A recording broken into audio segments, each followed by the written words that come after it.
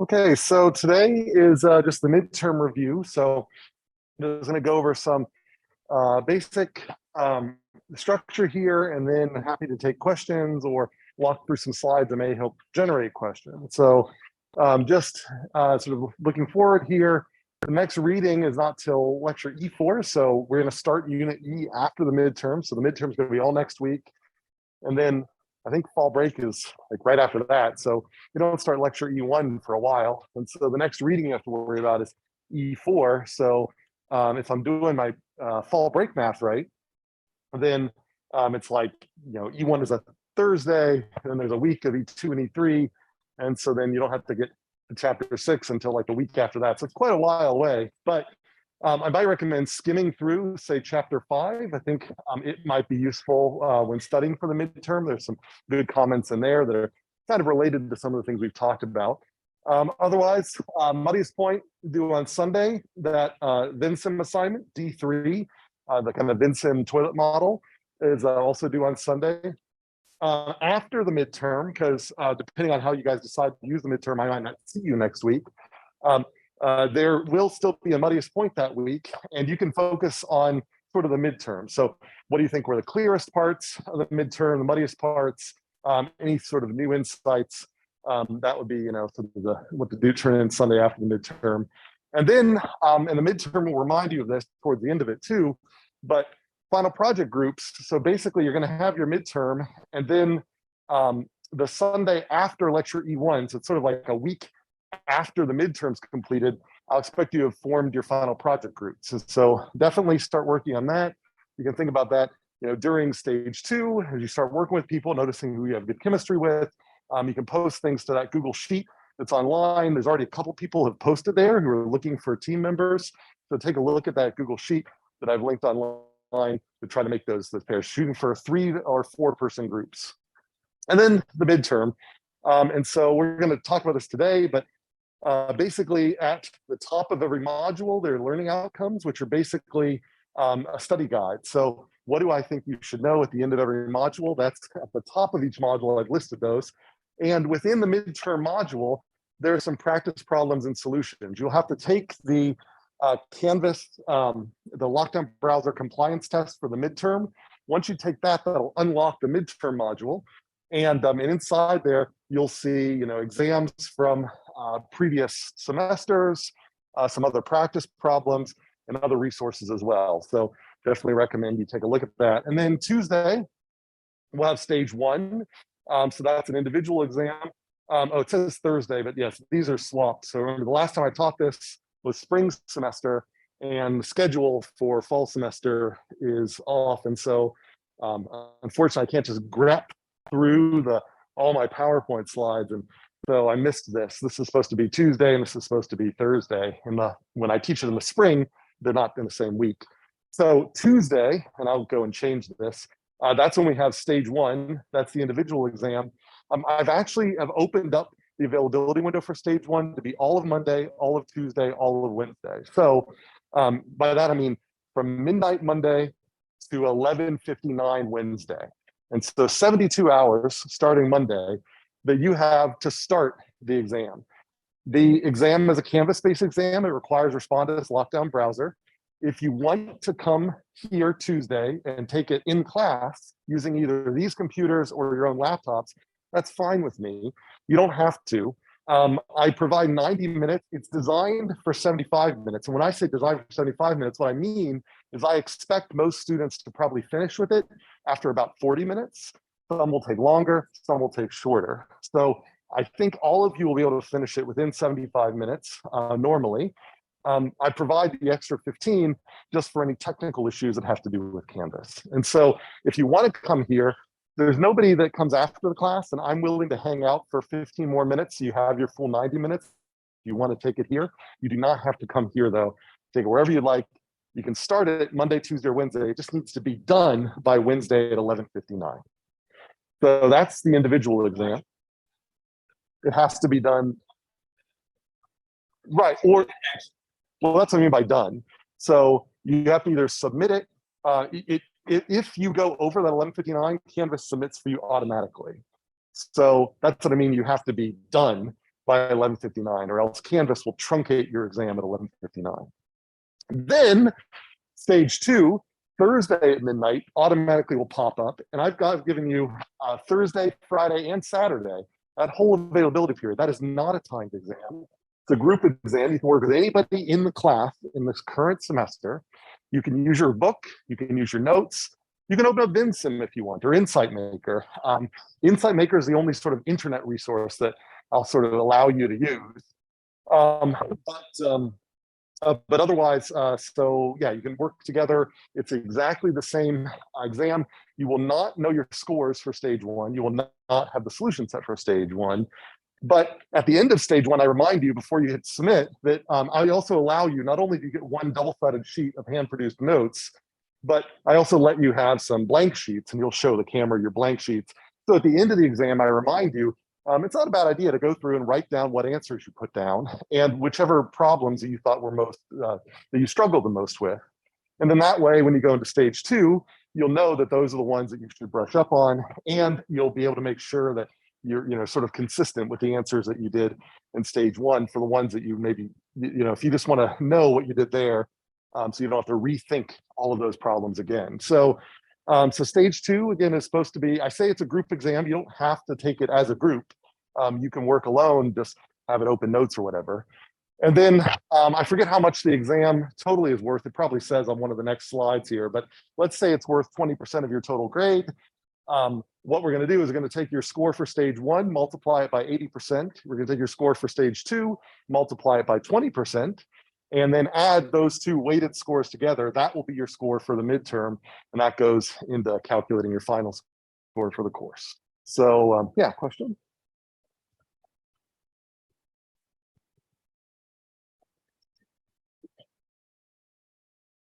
Yeah, that's a great. So there, like all of, you don't need to memorize all of the archetypes. I have, I think on like the second page of the exam, maybe the second and third page, I have a table of archetypes that's taken from some of those resources that's just reproduced for you.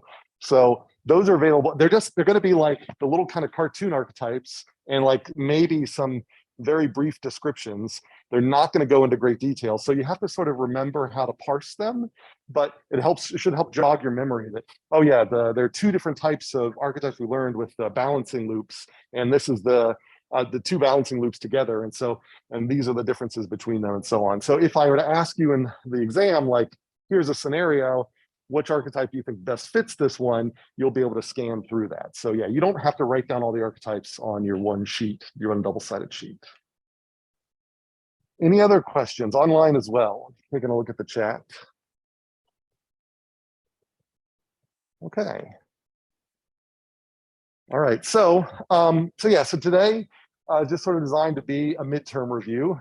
So basically, just stop me as you have questions. I have got, these are, all I've sort of done here is for the 4 units that we've covered, I've got kind of a cover slide that has the name of the unit and the learning outcomes. If you go to that module on Canvas, you will find these learning outcomes. I think I might even call them now study guide. And so these are the things that I think you should know coming out of Unit A. And so when I build the exam, these are kind of the things that I'm trying to kind of test you on. And so I'm going to have like a cover slide, and then I'm going to have a couple of slides where I've basically pulled out slides that I think are kind of the greatest hits from that unit, where if you're prioritizing what you're studying, these are the things I would put the most sort of time on. I'm not saying these are the only things. I mean, anything we've talked about in lecture is sort of fair game, but these are the things I would sort of prioritize if you're kind of like, trying to make the best use of what little time you have left. So before I go on, just to sort of hit the things that I, go back to these fundamentals, are there any burning questions that people want to have answered? Make sure we get answered today that you came to class with. Anything? Are the slides on Canvas? Yes. If you go to that's a question from online. If you go to the midterm module, it's like unit D2 or something, I don't know.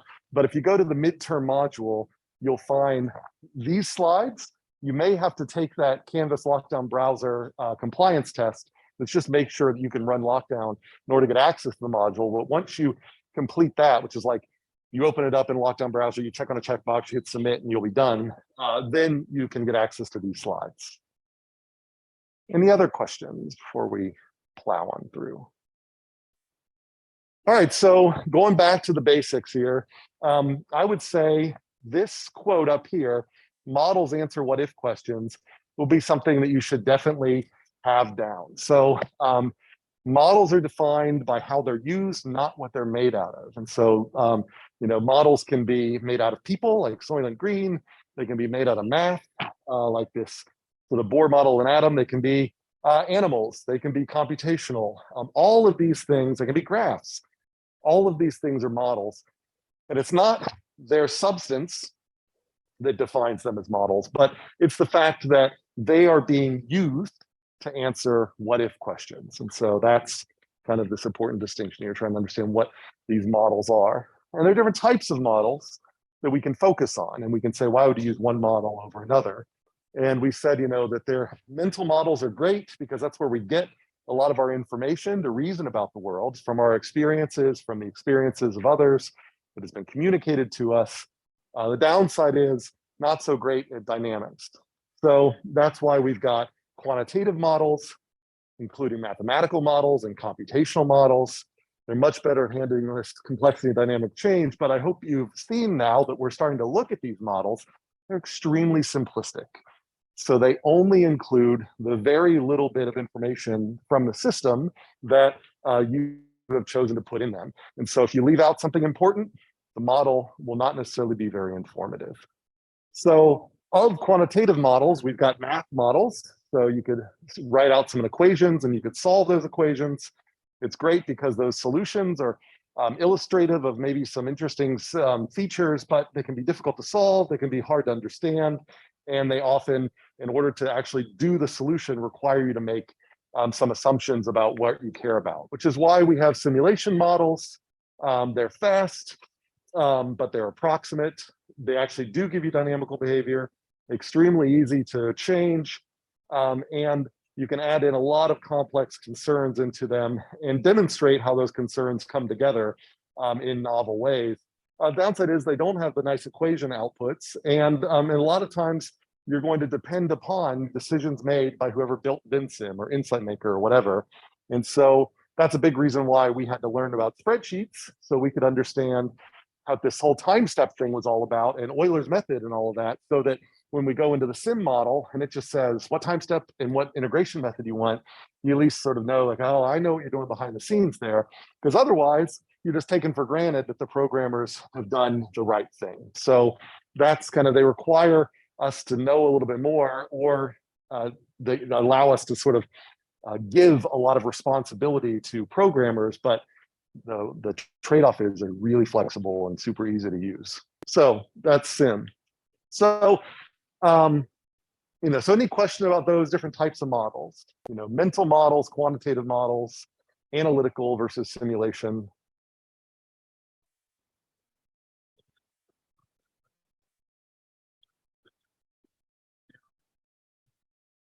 I don't know what that means. Because what it means to be provable.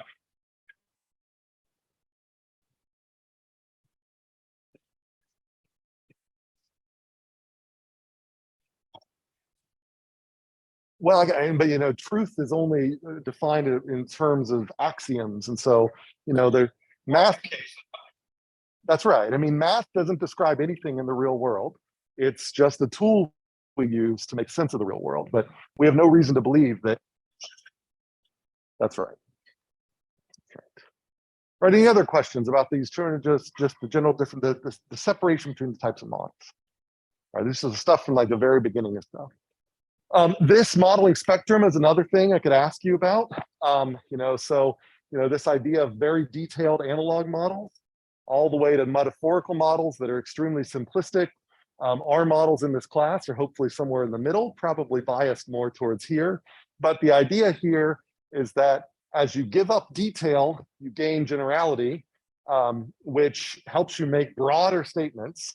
But when you actually need to really fine tune your understanding of a system, then it requires trickling in detail as you go. So there's a benefit to all of these models. No one model is better than another. So ideally, for your particular question, you will choose a model that is the least costly and provides you the maximum insight. So that for you, that balance could be here, it could be here, it could be here. For most people, it starts here. And once you get an insight, you trickle in more detail and you get farther and closer to this way. So you might talk about all diseases. You talk about then diseases that have particular properties. You talk about a specific disease. And so then you finally get to a treatment plan. So that's kind of the standard sort of method is all of these models are important, but we often start here and then work our way this way. All right, so any questions about that? It's just sort of our basic Unit A intro to modeling stuff. All right, any other questions that come up too? If like, as I'm talking, like, oh shoot, I have a question about spreadsheets or whatever. You don't have to wait for it. Just let me know. This is your time. So causal loop diagrams. So this Unit B, we start to actually diagram out the things that are in our head. And this was a tool for us to try to write those things out so that we can understand what variables are important, what to leave out, what to leave in. And do things like identify feedback loops. That's really important here. And that requires us to label our causal loop diagrams.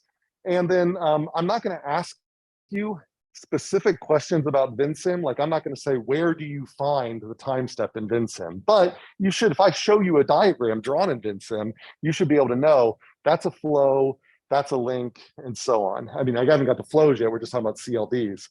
So be able to interpret outputs from Vensim or Insight Maker or Moorcroft's Stella,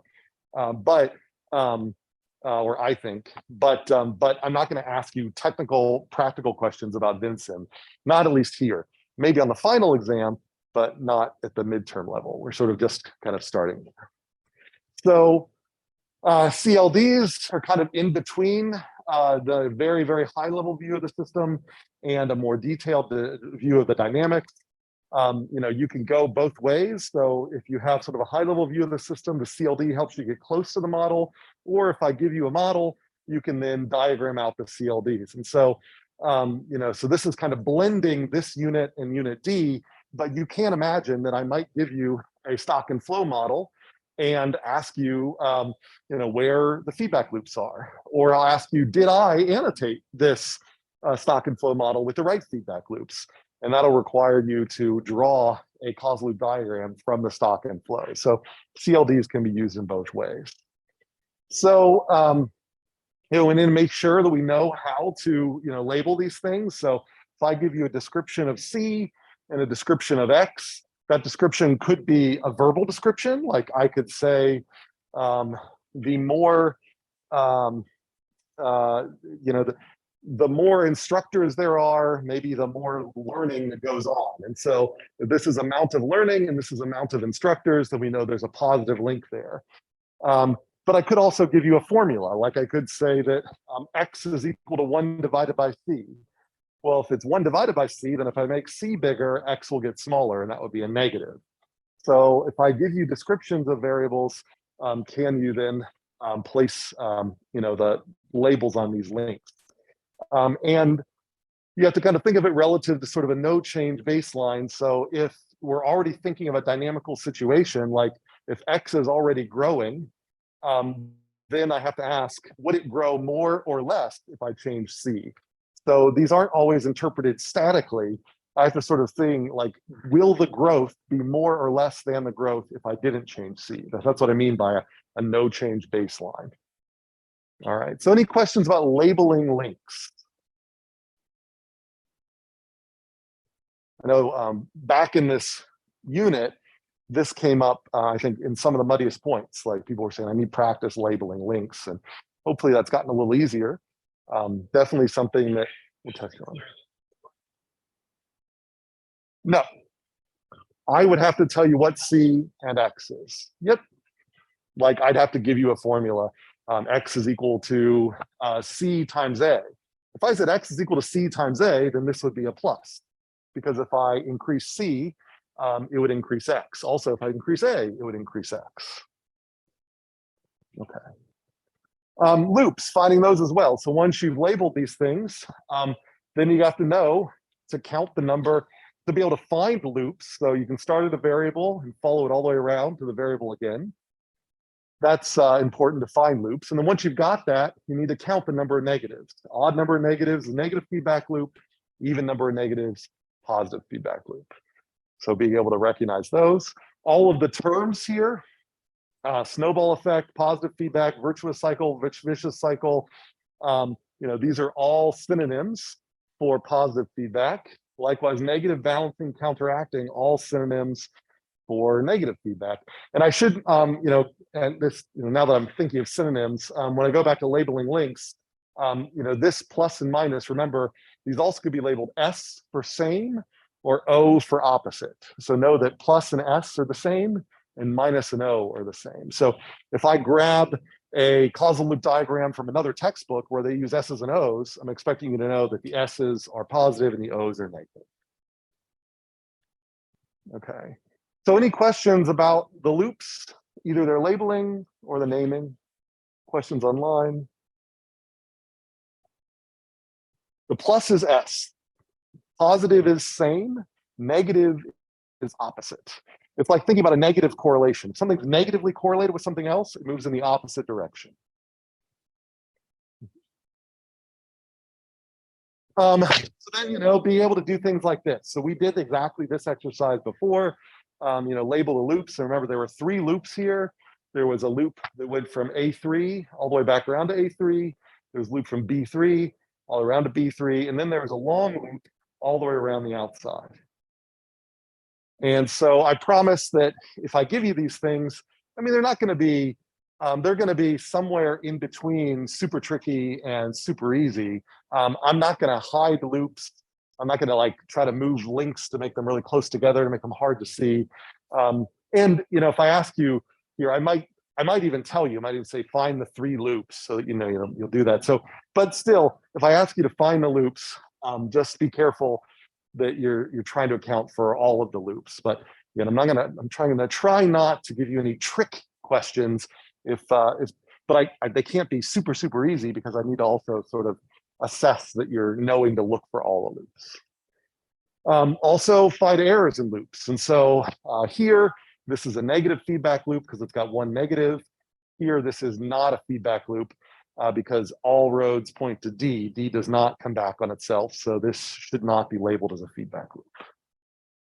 So any questions about labeling loops?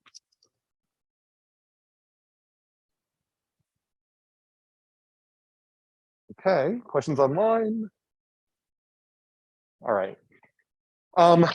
The correlation and causation issues, so avoiding the sort of post hoc ergo propter hoc and cum hoc ergo propter hoc fallacies. So in this case, these 2 things are correlated together. They are positively correlated. As ice cream sales go up, so does sunburn rate, but there is no causal connection between them. There is a common cause. As average temperature goes up, so do ice cream sales and sunburn rate. So this is the correct CLD. This is not. So this is one of our rules. Causal loop diagrams are not correlational diagrams. They have to make an assertion about a causal theory. And also, there's rules for how we pick the variable names that hopefully are maybe making more sense as we're starting to build stock and flow diagrams, is that we need to make sure that they're noun phrases. So putting verbs in here like costs rise and price rises, we want the action to be in the link, not in the name. So we'd rather just to be cost and price, and then we can say as costs go up, so does price.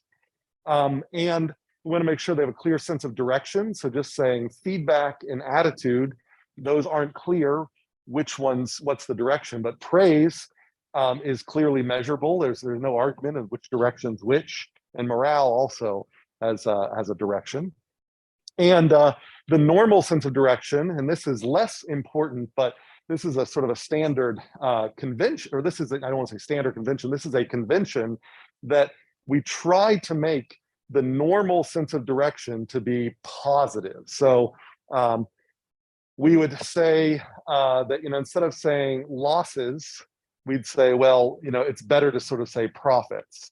And so that, again, is not super important, but when we're starting out, if you don't abide by this rule, it's easy to trick yourself into putting the wrong link in.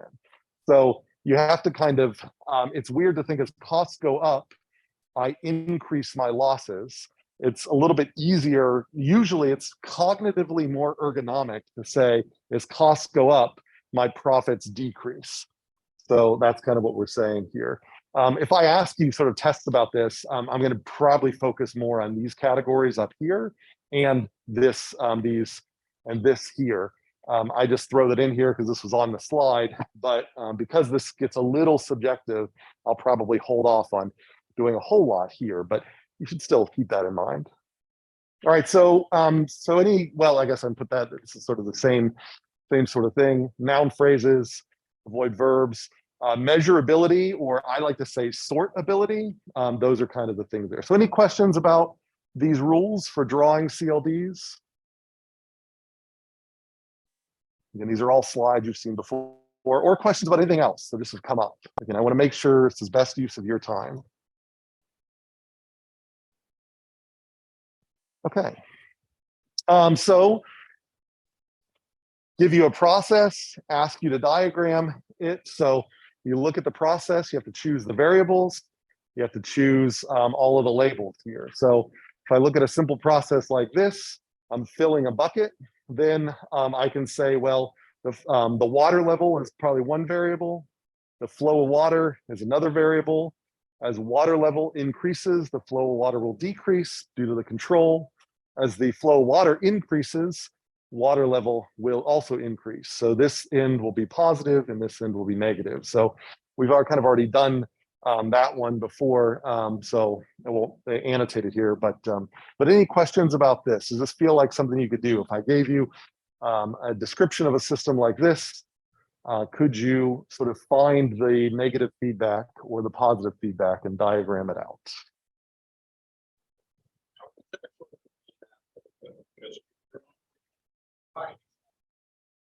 No,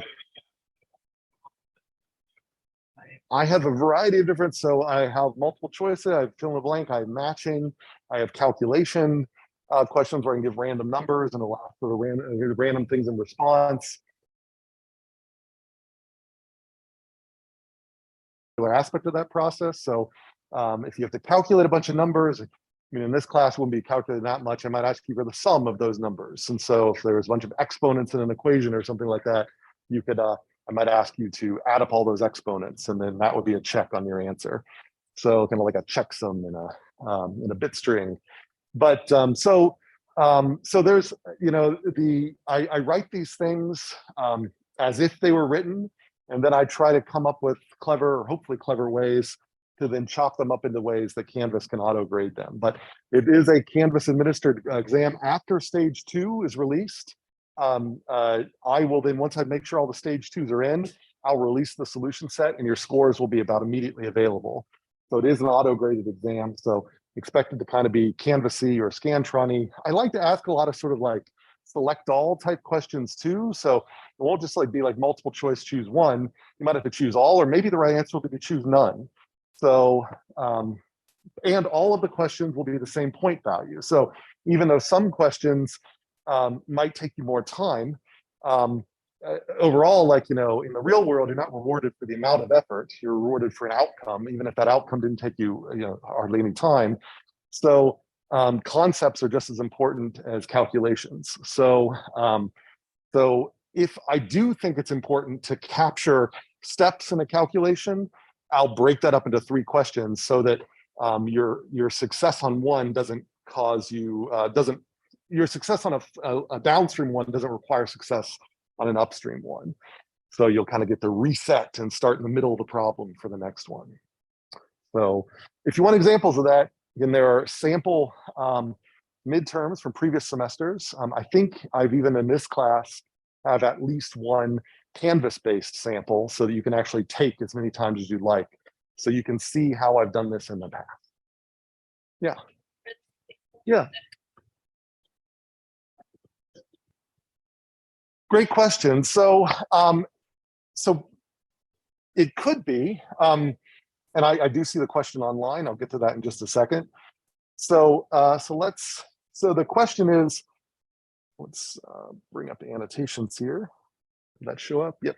All right. So, could I include the hand? I probably could if I wanted a very detailed model of this.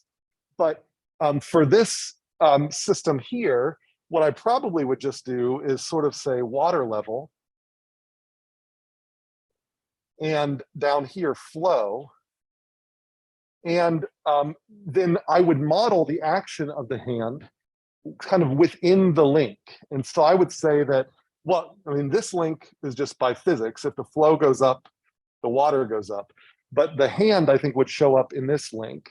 So, so the idea here is if the water level goes up, the flow goes down.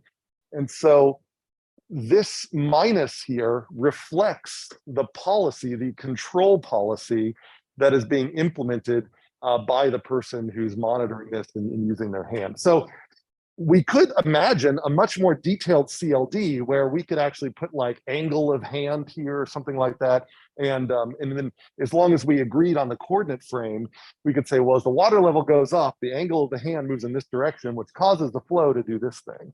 But that's kind of getting probably more detailed than we need to. It doesn't, this is, so the salient features here are just kind of, wiping out this sort of nuisance variable of what the hand is doing. Does that make sense? Okay. Any other questions about this one? I did see the question online, which I'll get to in just a second. All right, so there's a question online. Are we going to be asked to do any Excel work? You should know the fundamentals of how to do numerical integration in Excel. The biggest things are like, what the heck is a time step? And generally, what does it mean to step through these sort of systems? I'm not going to ask you for what is the correspondence between a differential equation and an Excel spreadsheet. But the biggest thing that I was trying to get you to do by doing all those Excel examples was to sort of feel kind of in your bones what stepping through a dynamical system is doing. And the time step is like the biggest thing. So I'm not going to, again, there's not going to be a lot of like practical, like lab practical type questions on the exam, but I might ask you, like, here are 4 graphs of systems, the same system with different time steps. Which do you think is the most effective time step for this? And you'd have to know, I think I might even have that example coming up here. You'd have to know it's sort of the time step that is the largest, that any time step smaller than it have produced basically the same graph. And so you want to kind of the graphs to converge and not go to too many time steps smaller than that, because that's going to give a lot more computational effort. So those are the types of things that I want you to know. Whether I'm not going to ask you to like, all right, here's a spreadsheet, what formula to put in. I won't ask you spreadsheet formula questions. But I guess I could do something creative, I guess, where I could show you spreadsheets where the formulas are filled in, and I might ask you to identify where are the flows in this, where are the time steps, where are the stocks, those sorts of things. Yeah.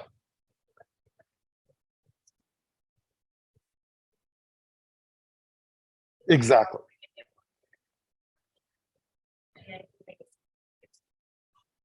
That's exactly what I'm talking about.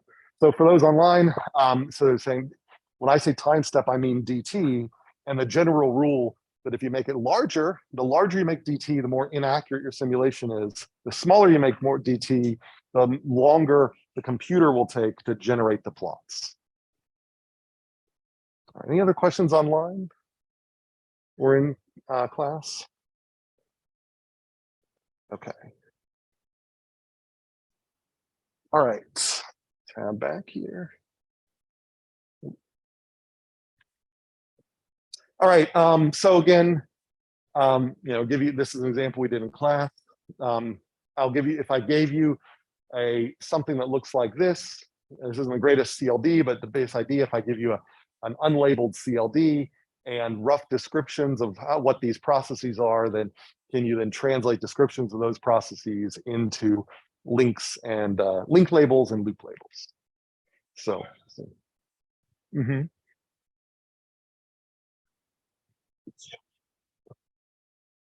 Yeah, when we covered this back in that lecture. So, so that, when we were, I, no, I probably would. I mean, all the examples you see on the test are likely going to be fresh examples you haven't seen before. But I'm just sort of going back to things we've done in class and sort of say, remember that we did that? Try to be able to do that on a fresh example. Similarly, you won't see this example that that you did in your homework, but the same sort of thing, being able to label these things. Any questions on CLDs or other things that have come up? Questions online? Okay. So Unit C, so halfway done. So this is where we talk about system archetypes and and generally systems thinking. So we talked about this event-oriented worldview where you sort of just think about, I'm waiting for problems and then I'm going to solve them as those problems occur. And whereas the systems thinking approach says, I'm going to actually think about how my problems might generate, or how my solutions might generate more problems through interactions which currently are not obvious. So it's kind of the general idea to kind of take the larger picture there. And we talk about how there are certain patterns, like if I've got balancing feedback loops with delays, depending on how big the delay is, I can get different behavioral patterns out, but they all actually come from this same general structure. And so sometimes I get slow rises to my set points. Sometimes I get, ideally I'd want fast rises, but sometimes I can also get these weird things where oscillations occur. So basically, if we learn about these common patterns, and we can also learn about the different behaviors that are likely to come out of them. So if we see these patterns, we can start to anticipate these things ahead of time rather than just waiting for the problems to then, occur. So you imagine I'm implementing the solution here. It'd be great if I anticipated that this oscillation was going to happen rather than just waiting for the oscillation to happen. And if I recognize the pattern, then I recognize that this is a possible outcome that I might have to deal with. So that's the basic idea here, that things like oscillations almost always are caused by some sort of balancing loop in a system plus a delay. We've seen that a lot in supply chain examples. There's a lot going on now in the current events that relate to this. And so just kind of showing this water example is that oscillation with delay. We said S-shaped growth usually happens when a system starts out with a strong reinforcing loop, but as the thing that's growing grows, it ends up causing another process to gain strength that balances that out. And so that's another common thing there. So basically, whenever you have growth, there is almost definitely going to be a balancing loop hidden somewhere in there. So look for it. And then you can combine those things together. And so if you have growth, there will be a balancing loop. And if that balancing loop has a delay, then you might get growth with overshoot. And that can lead to things that look like collapses, because you can get massive ramp ups to be over capacity. And then the feedbacks that help limit you from being too far over capacity come in so slowly that you end up getting into a lot of trouble, and then you end up sort of collapsing. And so this is kind of a motivation that came from the Moorcroft text for the wider variety of system archetype kind of vocabulary that we got in that Unit C chapter from Kim and Lannon. And so I would say these archetypes, the balancing with delay, S-shaped growth, growth with overshoot, those are ones that you generally should know. Those are ones that they are technically ones that are in the kind of Kim and Lannon archetypes, but those are ones that you should sort of just have memorized, and because they're kind of like core, really fundamental nuggets. They are the Lego bricks of other archetypes. But then the actual archetypes that Kim and Lannon go over, the much more complicated one, those are the ones I don't expect you to kind of know off the top of your head. I'll provide those, but you should know how to use them. And you should sort of understand these kind of 4 different ways that Kim and Lannon talked about that you could potentially use those archetypes as lenses, where you can take multiple archetypes and apply them to the same system, and that will sort of give you different perspectives on possible solutions. As structural pattern templates, where you take an ugly giant CLD and turn it into something that's much more manageable. as dynamic theories where you use an archetype to understand why you're seeing a particular behavior over time, and then use that to generate potential interventions to change that behavior over time. And then predicting behavior, which is kind of related to that, where we take a simple, like we never see a reinforcing loop alone. A reinforcing loop alone would grow forever, but we know that's not going to happen. And so we can use the fact that we know reinforcing loops never come alone. They always have a balancing loop. So that's going to mean that when we're predicting what's going to happen in the future, we need to also account for the fact that we're probably our growth will eventually saturate, and we need to account for that in our planning. So those are kind of the 4 sort of examples. So any questions about the system archetype stuff? Again, you don't have to memorize all of those 9 or 10 archetypes that Kim and Lannon gave you. I'll give you those, but know how to use them, be able to recognize them. Other questions online?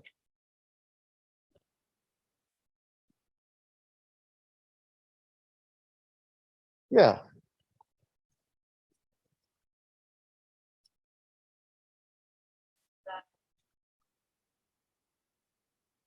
Well, yeah, good question. So my goal isn't to trick you. So if I'm saying like, what's the best archetype for this particular example, then in that case, I'm going to argue that one of them will be, predominantly like much better than all of the others. Now, if I was asking like a lenses question, then I could say, like, if you applied this archetype to this problem, what would play the role of this in the archetype? And so that would suggest that the problem could be viewed in multiple different ways. But then I'm now forcing you to say, look at it through this lens, and through this lens, like in the copier example, what is the limited resource or something like that. So, yeah. Any other questions? All right, so the last unit, sort of the much more kind of simulation related unit, Unit D, our most recent unit. So these are the learning outcomes that I'm expecting you to have by the end of the semester. So like when you come out of this class, you'll say, I'll know how to do a simulation. Now, when I say like ability to use a computer spreadsheet to numerically evolve a system, yada, yada, I'm not necessarily going to test you on that on the midterm. So I'm saying this is learning outcomes for the course. And these are the learning outcomes that come out of this unit. For the midterm, I'm not going to ask you, so getting to that question that was asked online, to like, there's at no point am I going to say, all right, go to Excel, do something and upload your results. But you should be able to recognize the steps of the numerical simulation and how things, again, like time step relate to that, so that we can have conversations about a spreadsheet, even if you don't remember all the details to do it yourself. So along those lines, you should be able to think about things like the compound interest process as a stepwise process of a time evolution, where you've got some initial conditions. Every stock has an initial condition. You don't ever update formulas on stocks. You only update initial conditions on stocks. And then once you know whatever the stock variable is, initial condition or otherwise, there are converters that allow you to calculate things that like interest. And so these are the things that you do have formulas on. And so these converters or auxiliary variables or whatever you want to call them, they are going to be functions of the stocks and other converters, which eventually are going to be functions of stocks. And then with those, so that means that stocks can cause converters or auxiliary variables to move. And then those converters can eventually cause those stocks to move. So this case here, we've got this iteration here where a stock changes a converter, which then changes the next step of the stock. So, thinking about compound interest as a stepwise process, you understand this, you're like 99 or maybe 75% of the way to understanding any dynamical system broken down as approximated as these stepwise processes. So, so that's something sort of understand, this compound interest idea that we can calculate in time steps how money changes over time, and how that then becomes an analogy for smoothly changing systems. And so when we think about the average number of bacteria in a petri dish, there are no compounding periods. Like, you can ask at any time, like, now, what is the average number of bacteria I expect to see pi seconds after the start of the experiment? But if I don't actually have the petri dish, if I want to simulate the petri dish, the computer needs time steps, just like the bank needs compounding periods. And so we generate very, very tiny time steps where hopefully the bacteria don't do much. There's a small chance that something will change. And the accumulation of small chances turns into the evolution over time. And so that's the idea here, is that we zoom in on smoothly changing systems so that they look like they don't change much. And then we use those marginal changes to generate an approximation of a smooth curve. And that's what's going on with our bacteria case. So still, a stock is like the number of bacteria. We never update the formula for a stock. We only update the initial conditions. The flows are a special type of variable that is how the stock is changing, the rate of change it over time. And the flow times our dt actually is what's going on behind the scenes to calculate the interest that actually makes the stock move. And so that's why we want our time interval, our dt, to be super, super small, because we want the generated interest in every time step to be super, super small. Because if your interest is large, then that's sort of missed opportunity for those bacteria or whatever they are to be doing the job of the stock bacteria. So we don't want the stock changing much at all from time step to time step. And this tiny little bit that it does change is what actually allows this thing to approximate a continuous system like the one down here. So with that, that's how we got to this so-called Euler's method, where we've got this sort of spreadsheet here. So I'm not going to have you write a spreadsheet by yourself, but if I showed you something like this, you should be able to find these things. Like, that's the time step. That's an exogenous parameter. It's set from outside. This flow here, this is the flow, which is going to be the stock times some parameters. The flow times the dt, that is sort of what causes the stock to move. So, if I were to show you these sort of three spreadsheets, you'd be able to interpret what the different things are doing if I asked you a specific question about them. And then that relates to then, it's not really efficient to be doing all these numerical simulations in a spreadsheet. So we've got these nice tools that allow us to draw these diagrams, which are equivalent to writing out these mathematical formulas. So you should know, like, I would say this is sort of the most common way to write these formulas. You should know that a flow is the rate of change with respect to time of a stock. So I could give you a simple set of coupled equations that would say, like, dx dt is equal to y plus z, dy dt is equal to x, dz dt is equal to y. And if I gave you those equations, then hopefully you should be able to turn them into stock and flow diagrams. And how would I ask that? Well, I might give you a set of stock and flow diagrams in a multiple choice question that you would choose from. That would be one way that I could do that sort of thing. So be able to translate from this formulation to this formulation and back, and be able to draw causal loop diagrams for either case, for this or for this one here. And so that's kind of an example of this. So here's a formula down here that is represented by this stock and flow diagram up here. And so being able to translate from this thing to this thing, that's a good thing to be able to do. And I think, yeah. So, and then, yeah, remember things like inflows are positive, outflows are negative. So that, shows you that, I'll get to this in a second, but that helps us remember that there's an implicit negative link from outflow back to stock, and there's an implicit positive link from inflow into stock. So any questions about this stuff so far? Questions online? All right. Oh, I'm sorry.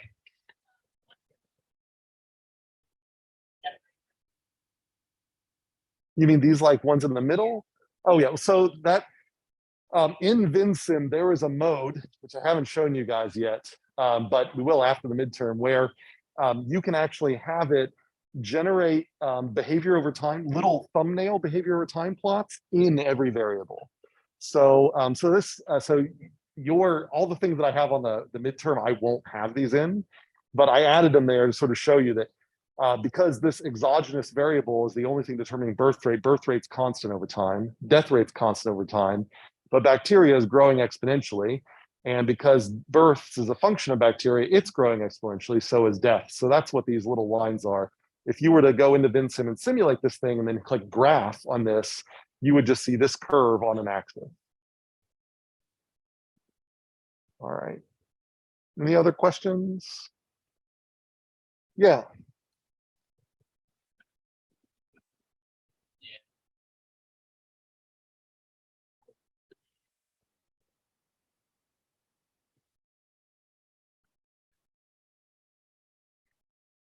Yeah, these are the only two feedback loops. And so I could draw those here. So there is a feedback loop, a positive feed, or well, first draw the links. So there is an implicit positive link from births to bacteria. So this loop is itself a positive feedback loop. And then because of that implicit negative feedback loop, and this is the tricky one that it's easy to forget, then there is a negative feedback loop here. And that's what gives this the S-shaped growth archetype. Because we've got the growth loop here and the limiting loop here. Any other questions about that? And this outflows are negative. That is basically saying that there is this implicit negative feedback loop, and inflows are positive is saying there's this implicit positive loop, positive link. Okay, questions online about that? All right.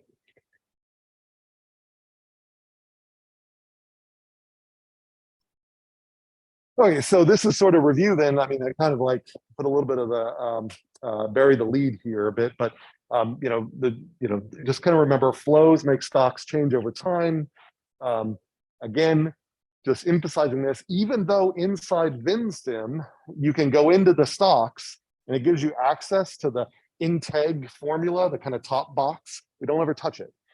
The only thing we touch in stocks, and this I can ask questions about this, are the initial conditions. Initial conditions down here in the instructors 0 equals 0, the initial number of instructors.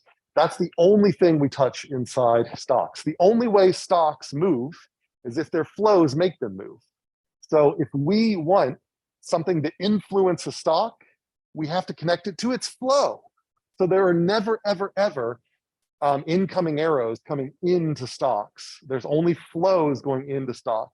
There can be arrows coming out of stocks, links coming out of stocks, but no links go into stocks. Only flows go into stocks. And if you want something to affect like the number of instructors, you have to decide what process is that thing influencing? Is it influencing the inflow or the outflow side? And you'd say, okay, let's say, for example, we're trying to compare a school in California versus Arizona State University. And you might say like, well, some school in the UC system is right on the coast. And so the proximity to the ocean is going to maybe increase the recruitment process for the UC school. And maybe the proximity to the hellish desert is going to increase the turnover at the desert school, or something like that. But we would draw the links coming in to the outflow or into the inflow, not into the stock. The only thing we ever update with the stock is the initial condition. All right, so any questions about that? That's like a fundamental, like I could definitely ask about that. Okay, so going along with that, incoming links help enable formulas.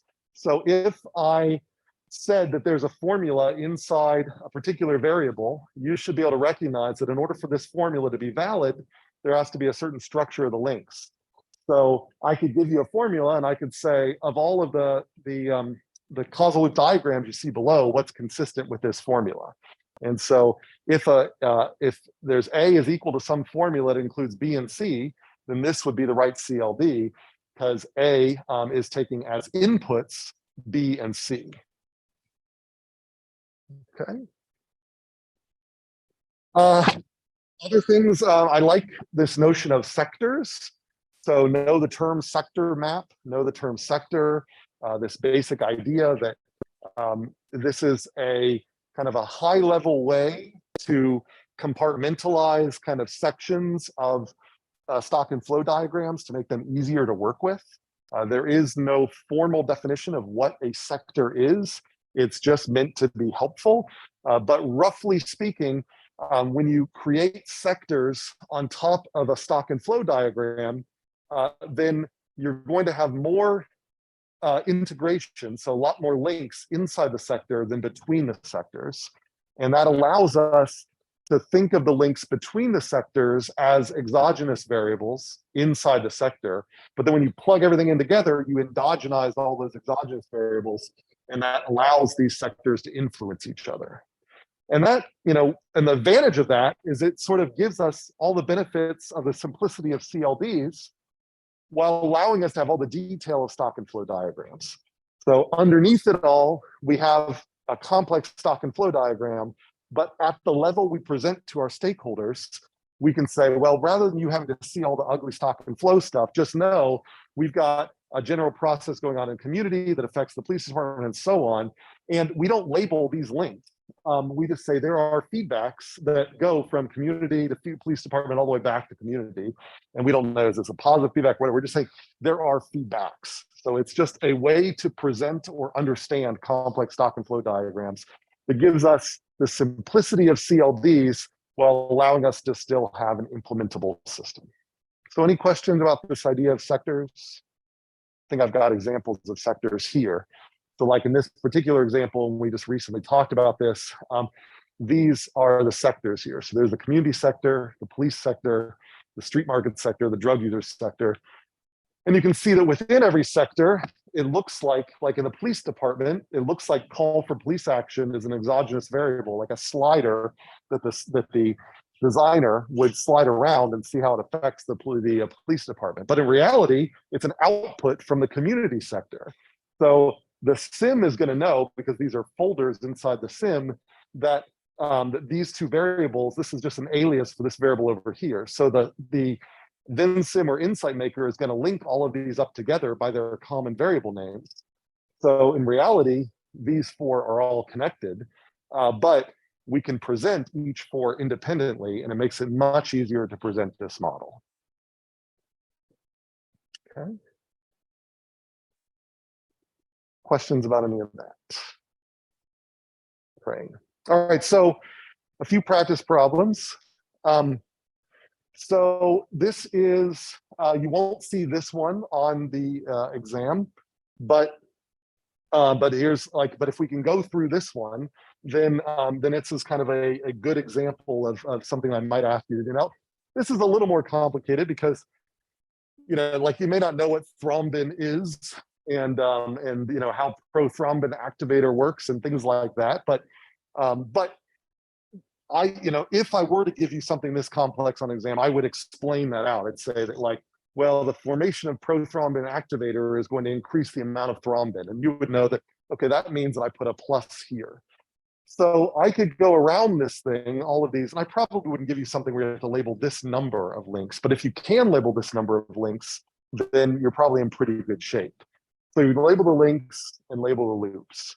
So I don't know if I want to necessarily go through as a class exercise and do all of these, but if I sort of start on this, then we can see that there are some interesting feedback loops that are going to come up here. So for example, this amount of thrombin, formation of fibrin fibers, size of a clot, and amount of thrombin. Well, so that's an example that in the way that your body heals, then the size of the clot is actually going to increase the amount of this thing called thrombin, which actually causes your body to generate more of these so-called fibrin fibers, which actually then increases the size of the clot. And so we get inside your body's response to having an intrusion, there is a positive feedback loop that ends up helping to seal the clot. So that's a good thing. But you know that you don't constantly keep forming scabs, or else you just have scabs that would be growing forever. So, so when we look at this, we also see that there's this other feedback loop going on here, or up here you can see this kind of feedback loop here.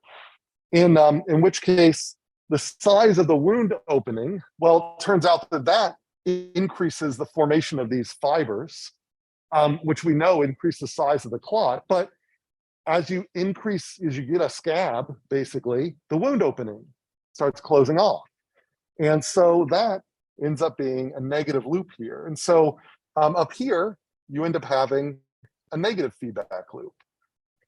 And so it maybe is not surprising that you get an S-shaped growth archetype out of the system that responds to, this is your sort of innate immune system.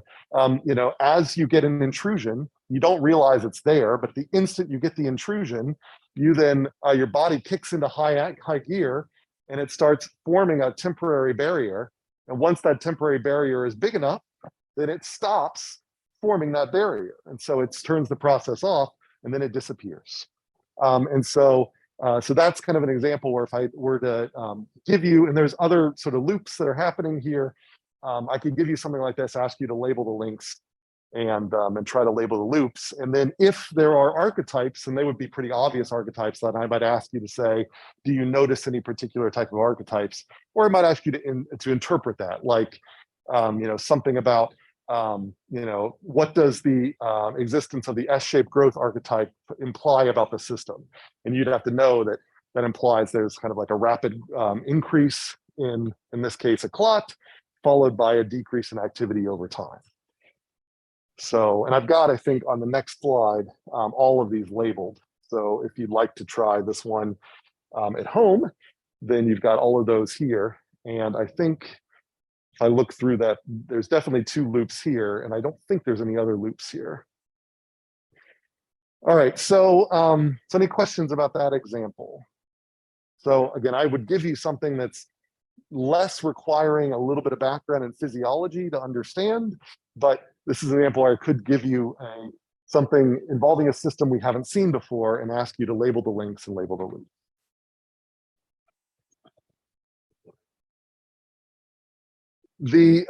This I think is talking about, when we're talking about spasms here, the constriction in the blood, which is going to cause sort of a constriction, I think, in the size of the opening there. I think that's what they're modeling here. All right, so limits to success, Kim and Landon.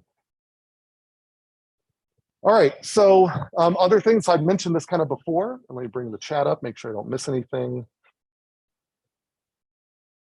So simulation outputs. So here's an example of, these are all simulation outputs generated from the same system. And you know, on an exam, you could read these a little bit better, but this is dt is equal to 0.1, 0.05, 01, 005, 001, 0005. The particular values don't matter so much, but the fact is that they're getting smaller as we go down through here. Now, something that's important to note, and I think I'll note this on the next slide, all of these axes go up to 500. So there's no scaling differences in the way these are plotted here, which helps to see the kind of changes over time here. And so I can see that these 3, this one, they all are simulated for 6 time units, say 6 seconds. This one gets up to 300. This goes up to 350. This goes up to almost 400. This hits 400. This pretty much hits 400. And this looks like, these 2 here look identical. So if I were to show you these, I might ask, you know, which plot kind of shows you the ideal time step? And so this could be labeled, you know, A, B, C, D, E, F. And so if I were to label those here, so I'll call this A, B, C, D, E, F. What do you think would be the best time step to use? Go ahead.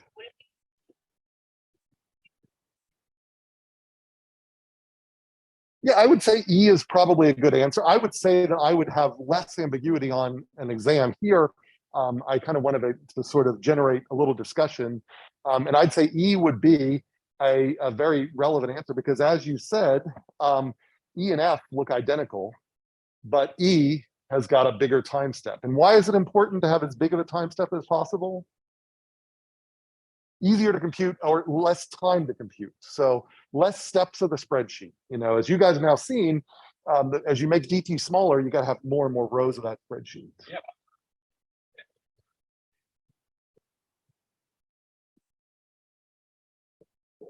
Yeah, and so this again, and on yeah, so there's going to be so there will be less ambiguity on the exam, but again, for here, for discussion purposes, there could be some argument about D versus E. If you look E versus F, there is like zero difference. If you look really closely, D versus E, D does under approximate E a little bit. So we're still approaching convergence, but then you have to say, well, what's the cost? And so for my particular application, maybe the little bit drop in precision here isn't that important. Like if I'm looking for an effect size of 100 units, whatever these Y units are, then in reality, these don't differ by more than 100 units, in which case maybe this is even better because like you said, it's 5 times the step size. So I get a huge cost savings here. So in reality, it's a much more complicated sort of situation, but I don't think would get fired by anybody if you chose C, D, or E. But you personally, if you were asked for results, the difference between getting your results on Friday and getting your results on Monday might be the difference between choosing among these three. And so being able to know that it'd be really nice to use F, but D gets me home earlier, that's kind of the importance of those. So as long as you can have those conversations and be able to defend your solutions, that's great. If you're looking at this and saying, I have no idea why it shouldn't be A, then that's something that we should talk about because, and that's not meant to pick on anybody. Like, if you will look at this, what should you take from this? You should take from this that A is definitely not it. F is probably not it because F and E are identical. If you look at this and that makes total sense to you, you're in really good shape for the midterm. If you're still having trouble understanding why A is bad, then we should talk about that. So are there any questions about this? Do people sort of see why A is a bad choice for time step?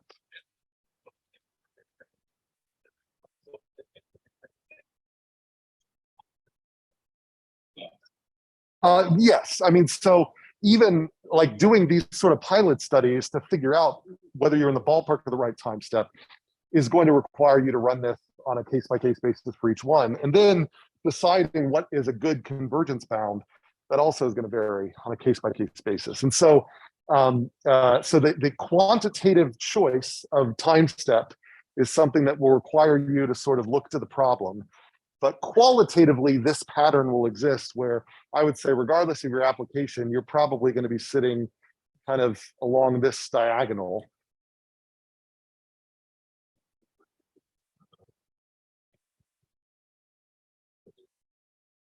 I would say there is something equivalent to, in statistics, we would talk about a minimum detectable effect size, and that would determine your statistical power.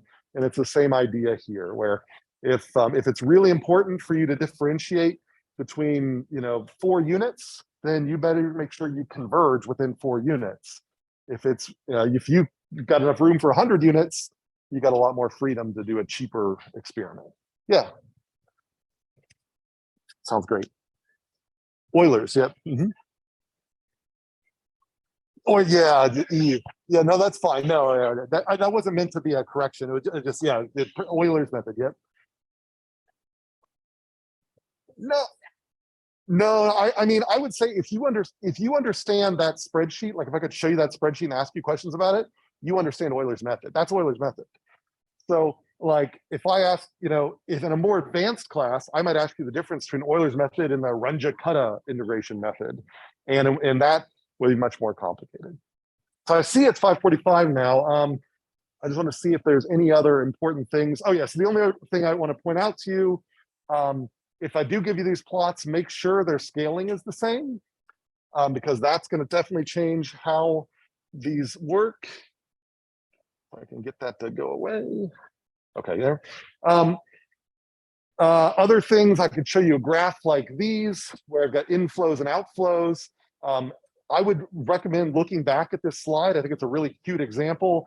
We don't have time to go over it here, but try to understand why this time 14, where inflow is equal to outflow, represents when, in this case, these bees have the maximum number of bees in the hive. I think it's a cute example to sort of test that.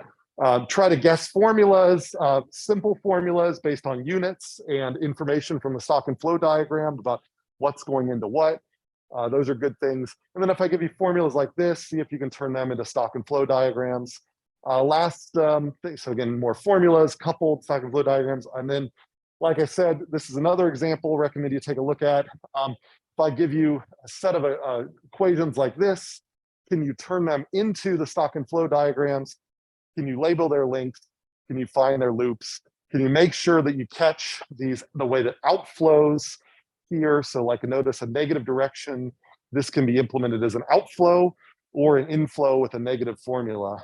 But typically, if you see these minuses, you typically implement them as outflows. So if you have questions about these things, then feel free to email me over the weekend or on Friday, and I'd be happy to help. But I think that's, and then that's how you then would turn this into a stock and flow diagram.